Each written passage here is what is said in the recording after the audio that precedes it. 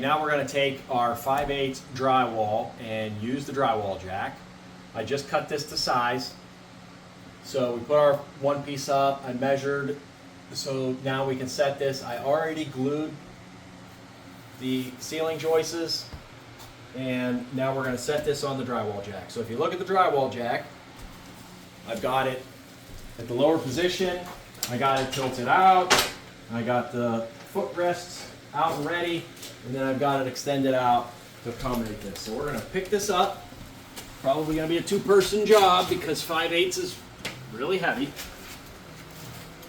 We're going to put the face side, which is this grayish color, down.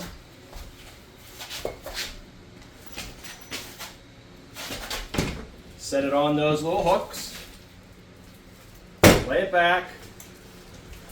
What I like to do is tip it and see how balanced it is. It's leaning a little bit, so I want to scoot it my way a smidge. So now it's up here, it's pretty well balanced. We are going to roll this in the area that we need it to be. We talked about how to operate this. Here's the brake. What I'm going to do is start to go ahead and crank this. It's going to take that wire. Now you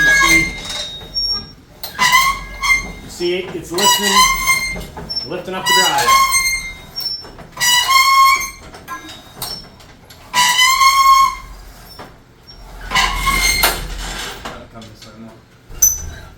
All right, now we're going to see how we're going to reposition it.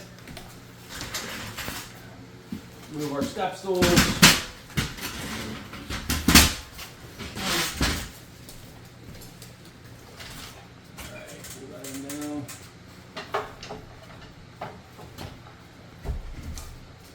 There's you.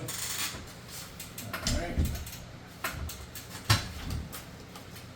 Okay.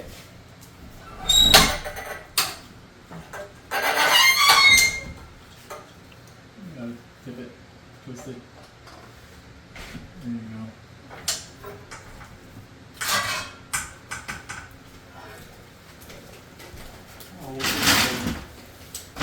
Final positioning. Okay, now our panel's up, it's glued, get my screw gun, shoot some screws. This makes it way easier.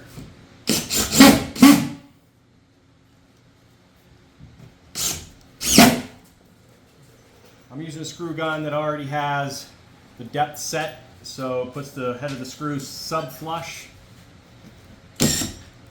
Just enough for when you mud it. Nice thing is it has controls here where you can adjust the depth. So that's it. I don't know how they used to do this before the jack. It would have been really difficult. You can get this jack at many different places. You can get them from your big box store, the orange store, the blue store. You can get them online. Any questions? Put them in the comments. Like and subscribe. This is John the Builder.